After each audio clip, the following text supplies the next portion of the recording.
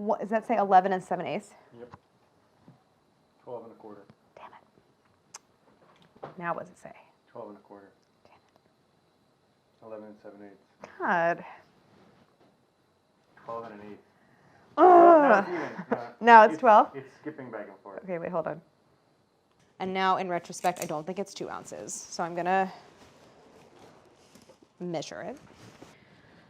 I feel like this pan says it's an 8x8, but it's really not. The bottom of this pan is 6 inches across. Do you see that? In what world is this an 8x8 pan? I would like someone to explain to me. The tadpole tape cutter that lets you create super straight, clean tears on the tape, which I'm now obsessed with.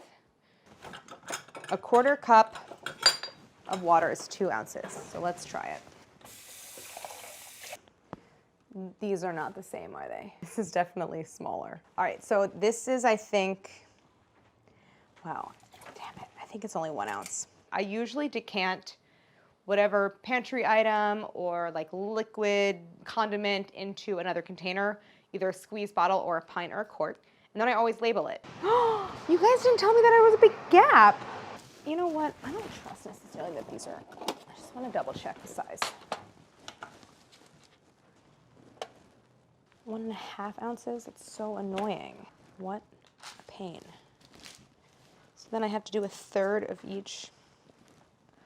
So each one of these gets 1/3 of another blob mushed onto it. Sometimes you have to improvise.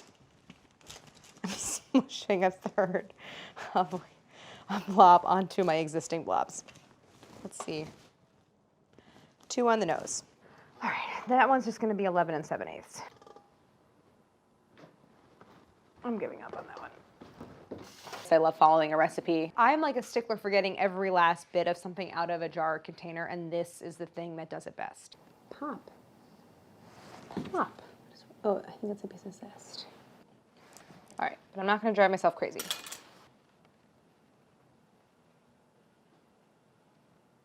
But I like to stay very organized, so I've divided my kitchen into different zones. It was a lot better organized. You can see I've used my label maker. I just did this because it made me feel good. So it was actually very important to me that I didn't change anything about this recipe. That is basically like verbatim the recipe that was handed down to my mom. Of course, I made like 1 or 2 really tiny little changes. God, this was going really well. And I was like, this is going well. Oh, it's very nice. We changed it all though. And that was my attitude when I moved in. I'm gonna go, that's 12 o'clock. I'm gonna go clockwise. I wouldn't exactly call this organized. So I'm sort of planning out my configuration. I hate when you like get to the end and you have a space that's almost big enough but not quite big enough. It's very satisfying when you can fit really like the maximum number. We make it this way because this is how we make it. I could make a croquembouche start to finish in probably 4 hours. I laminated the instructions and put them on both places. Composting tips. I am proud of myself because I exercised tremendous patience. Whatever the recipe says, I would stick to that. Telling myself to stop. All right, it's fine. Let's see if it looks even. No, hello. Fine, we'll fix it with frosting. Why is it so uneven? It's like this little lip right here. Whatever, it's fine. That was very smart. It's too small.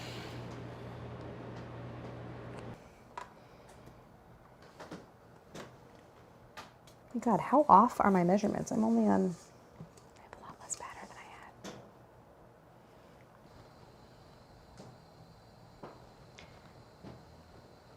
All right, close enough. Sometimes I'm like, I'm amazing. Actually, the name Clarified was coined by Mrs. Sormos, my 7th grade science teacher, because I asked a lot of questions in class. Contraption to sit in front of the windows. Look how cute. I'm just not paying attention to it. That's a fake deadline. I'm not paying attention to the time. I think I've only been doing this for what, 5 minutes? 20. What? Am I doing this right? Hold on.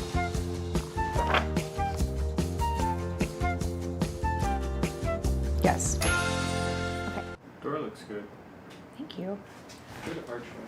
Thank you. So when I was doing the gingerbread, rather than cutting out and then baking, I baked it and I rolled it into slabs. I made a stencil out of computer paper. I scored along the stencil, baked, and then when it came out, I retraced, and that made like really clean, sharp edges. So that was definitely a good call, and I'm happy that I did that.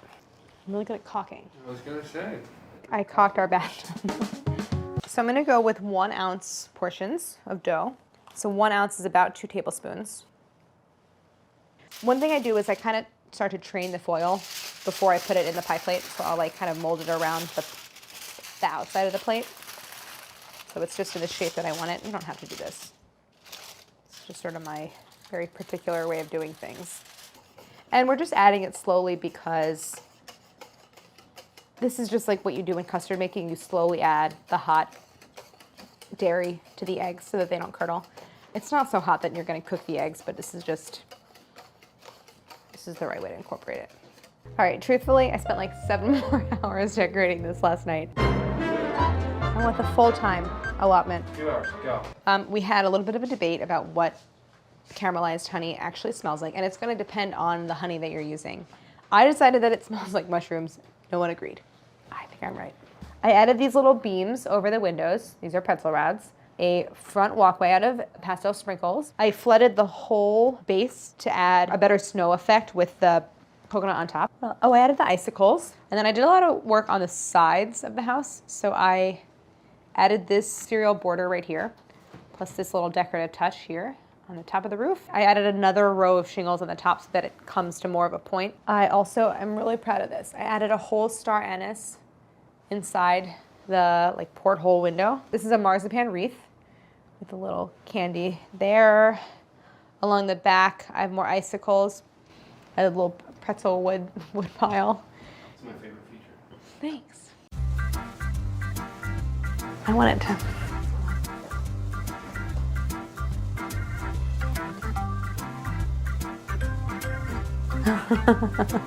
Although, how much would you really want to do for this? After this? Yeah. Oh, you have no idea. Like, I got icicles. I got plans for icicles with the royal icing. If you vlogged it and we checked in tomorrow morning, Then I would be allowed to do it. Okay. I did the detail on the roof on both sides now. It looks a lot better. And now I am going to use some marzipan and some natural green food coloring to make wreaths to go around a little circular window. I made these little wreaths. I'm so tired. I've been doing this for so long. This is the last thing. I made these to go on the windows. I know I said I was done, but it's like 2 hours later and I'm still working on it. Now I'm flooding the grounds. And I made a little wood pile out of pretzels. Oh no. There it goes. And then I'm just gonna add the coconut snow. And then I'm really done. So sometimes I like to sort of plan out my route a little bit. I'm gonna label it. I think it's 1/8 of a teaspoon. I'm just gonna guess. 1/4 teaspoon.